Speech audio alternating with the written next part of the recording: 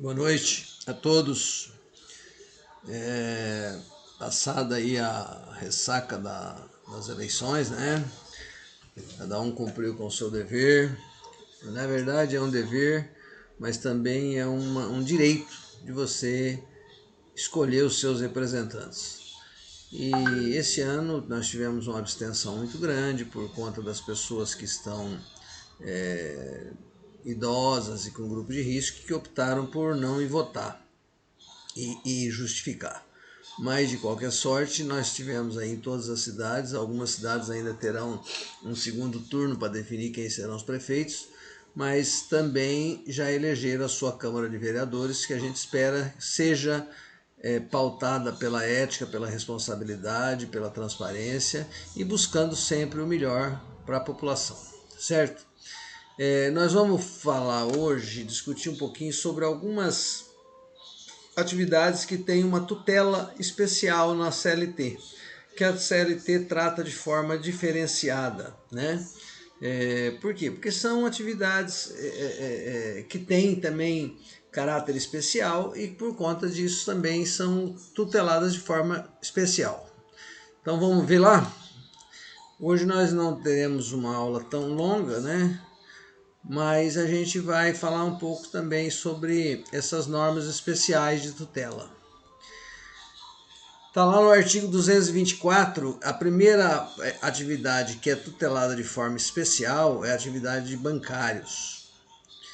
E o artigo 224 diz o seguinte: a duração normal do trabalho dos empregados em bancos, casas bancárias e Caixa Econômica Federal será de 6 horas contínuas nos dias úteis, com exceções dos sábados, perfazendo um total de 30 horas de trabalho por semana. Ou seja, nos dias úteis, com exceção de sábado, porque o sábado, para todos os efeitos, é um dia útil.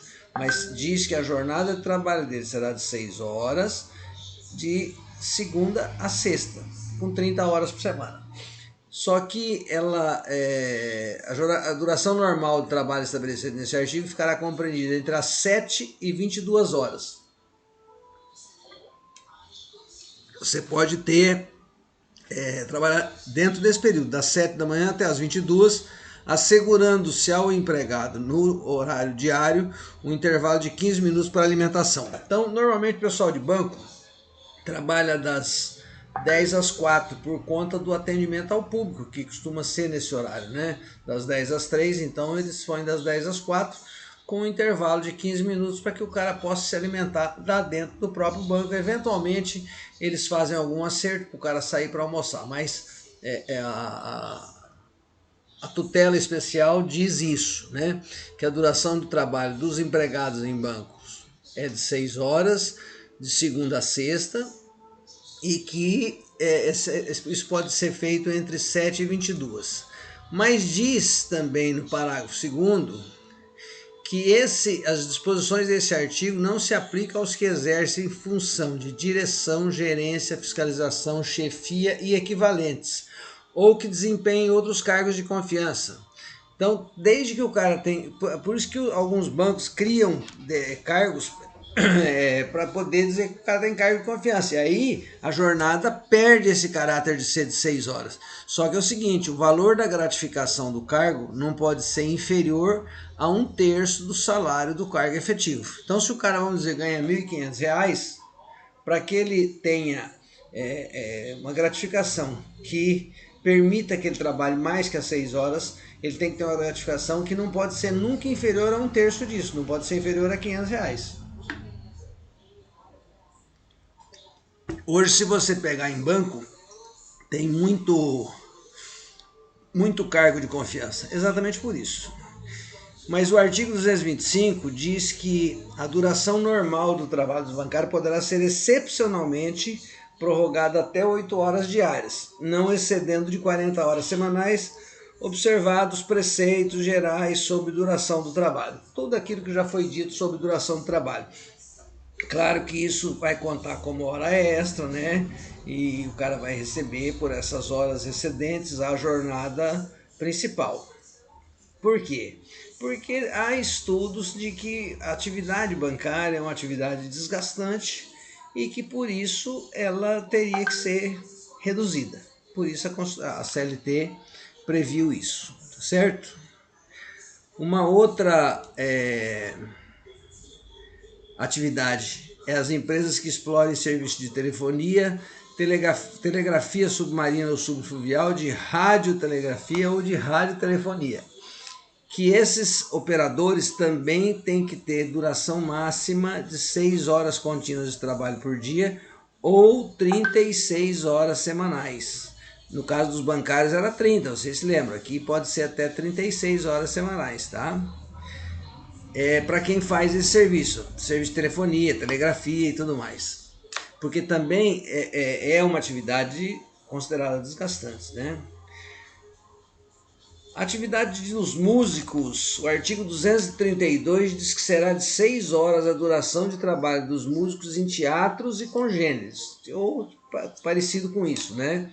E toda vez que o trabalho contínuo em espetáculo passar de 6 horas, o tempo de duração excedente será pago com um acréscimo de 25% sobre o salário da hora normal. Então, se você tiver um trabalho num teatro, alguma coisa que dure mais que as 6 horas, esse tempo excedente vai ter que ser remunerado com um acréscimo de 25% sobre o salário da hora normal. A hora excedente vai ter que ser paga com excedente, certo? Isso para músico. Motorista profissional tem algumas prerrogativas e algumas nuances que são próprias também, né? Tá lá no artigo 235C. A jornada diária do trabalho do motorista profissional será de 8 horas, admitindo-se a sua prorrogação por 2 horas extraordinárias ou mediante previsão em convenção ou acordo coletivo por até 4 horas extraordinárias. Ou seja, a jornada normal são de 8 horas, pode ser prorrogado 2 horas de hora extra, e se houver previsão na convenção ou acordo coletivo, pode ser prorrogado por até... Aí, gente, é o que eu digo para vocês. Muitos acidentes que acontecem por falha humana. Motorista cansado, motorista que não descansou, motorista que está trabalhando com um horário excedente, né? Eles tomam produtos químicos aí para se manter acordado, os famosos rebites, e aí complica tudo, né? A legislação prevê, mas a fiscalização é muito difícil. Quando tem essas blitz de fiscalização, por isso que agora eles passaram a exigir do motorista profissional, ele tem que fazer o exame toxicológico para renovar a carteira. A minha carteira é profissional, eu tive que fazer exame toxicológico para renovar, tá?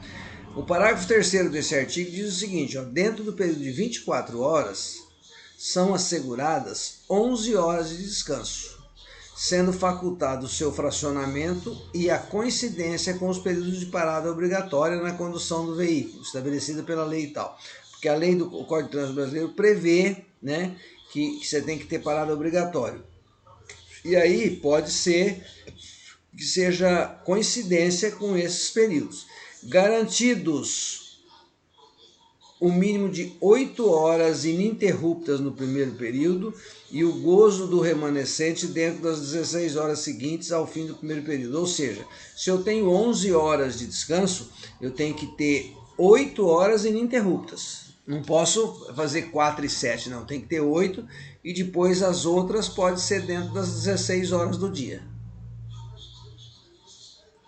Tudo isso é feito no sentido de preservar a saúde e as condições de trabalho do trabalhador, tá certo?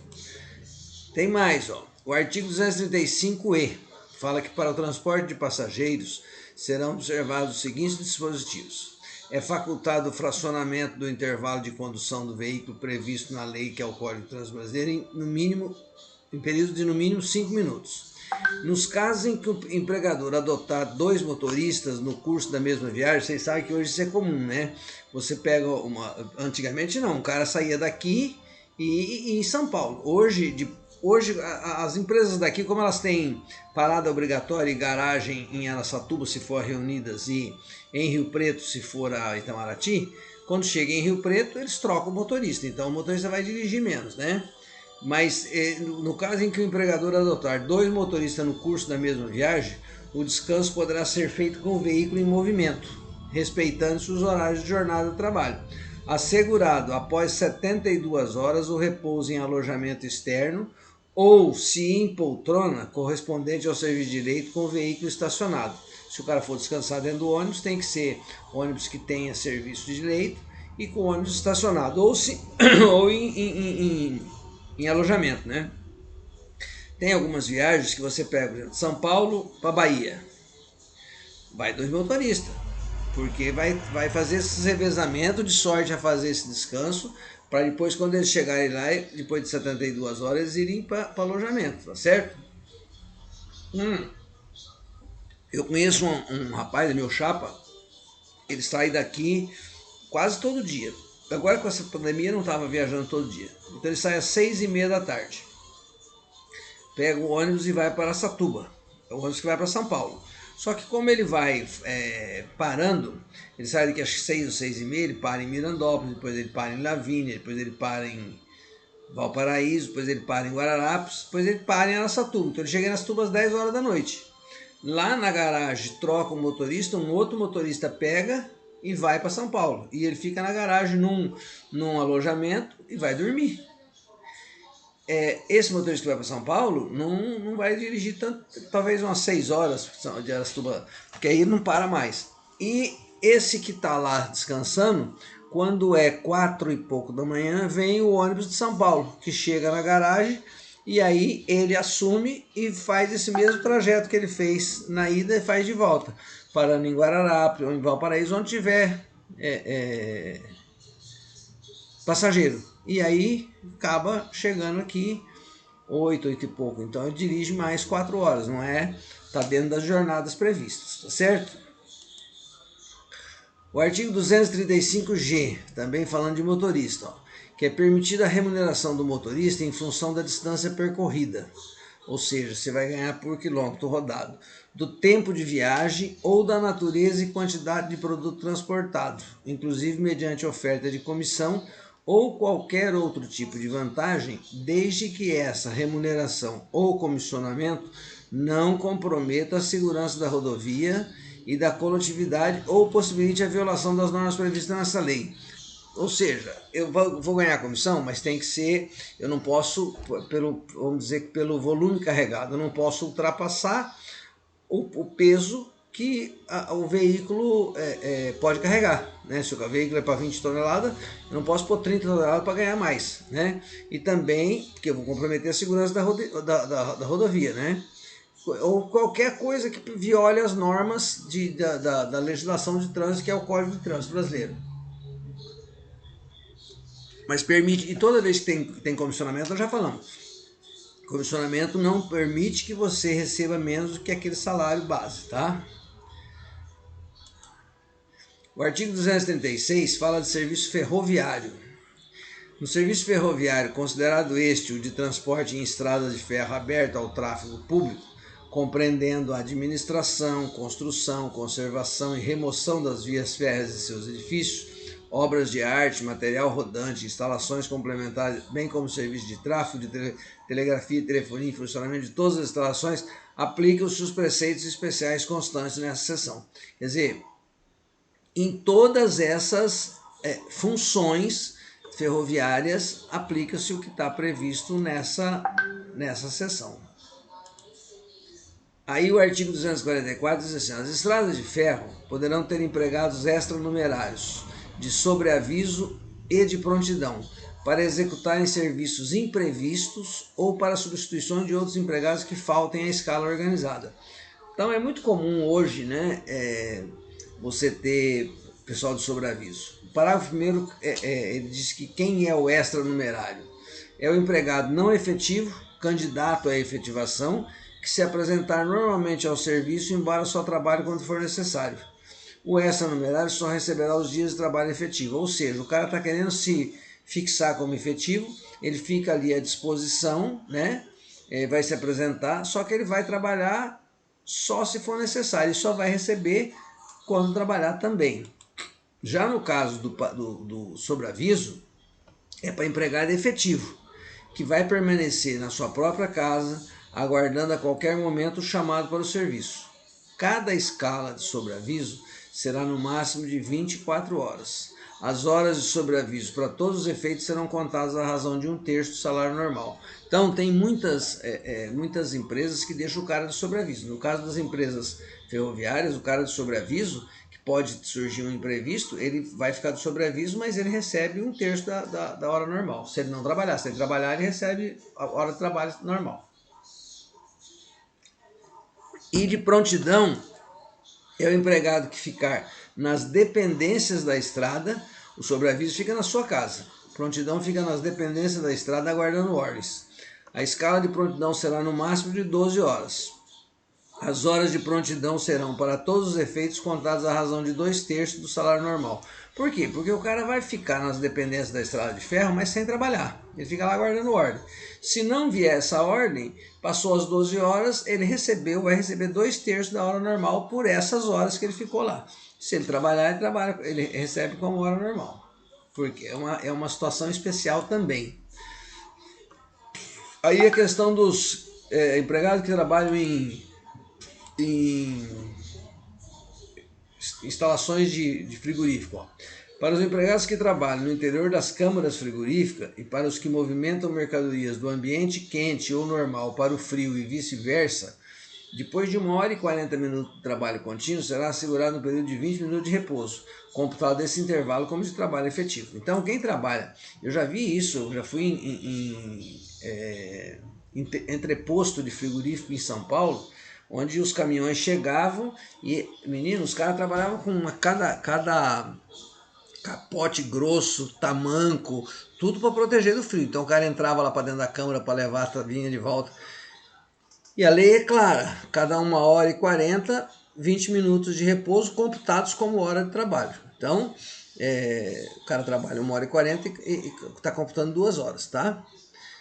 E o parágrafo único diz o seguinte, considera-se artificialmente frio para os fins do artigo presente o que for inferior na primeira, segunda e terceira zona climática do mapa oficial do Ministério do Trabalho. Tem um mapa do Ministério que fala quais são as zonas climáticas. A 15 graus, na quarta zona 12 graus e na quinta e sétima zona a 10 graus, que devem ser zonas mais frias, né? Então só vai considerar frio artificial quando for abaixo de 10 graus. O outro quando for abaixo de 15, o outro quando for abaixo de 12, dependendo de onde estiver localizado esse trabalho, certo? O artigo 302 diz o seguinte, os dispositivos da presente seção se aplicam aos que nas empresas jornalísticas prestem serviço como jornalista. Isso aqui é para jornalista, Os dispositivos da presente seção se aplicam aos que nas empresas jornalísticas prestem serviço como jornalistas, revisores, fotógrafos ou na ilustração, com exceções nela previstas. Então, é quem trabalha na empresa jornalista nessas funções. E aí ele caracteriza o que se entende como jornalista. O trabalhador intelectual cuja função se estende desde a busca de informações até a redação de notícias e artigos e a organização, orientação e direção desse trabalho. Em redação de jornal, por exemplo, você tem diretor de redação, tem uma série de funções, né? E aí, o que eles consideram empresa jornalística? Aquelas que têm a seu cargo a edição de jornais, revistas, boletins, periódicos ou a distribuição do noticiário, e ainda a radiodifusão em suas sessões destinadas à transmissão de notícias e comentários. Então, uma rádio que tenha jornal é uma empresa jornalística, tá?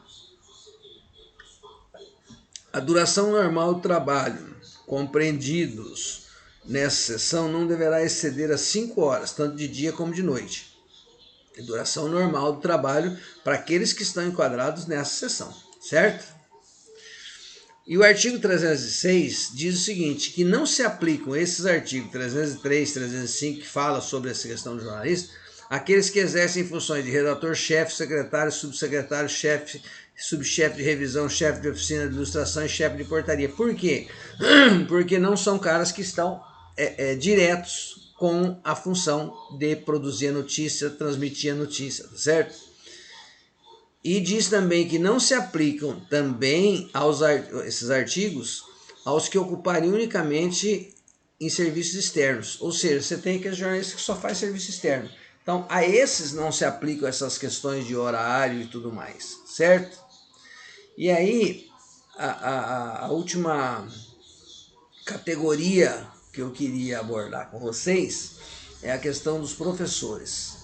O professor, vocês sabem que é uma categoria especial, merece um tratamento especial, e hoje ele tem mesmo no Estado contra no serviço privado. O artigo 317 da CLT diz o seguinte, ó: o exercício remunerado do magistério, que é a função de professor, é meu caso, por exemplo, em estabelecimentos particulares de ensino, exigirá habilitação legal e registro no Ministério da Educação. Ou seja, eu tenho um diploma de administrador registrado no Ministério da Educação que me permite dar aula. Eu tenho um diploma de advogado registrado no Ministério da Educação que me permite dar aula. Eu tenho um diploma de engenheiro agrônomo registrado no Ministério da Educação que me permite dar aula, certo?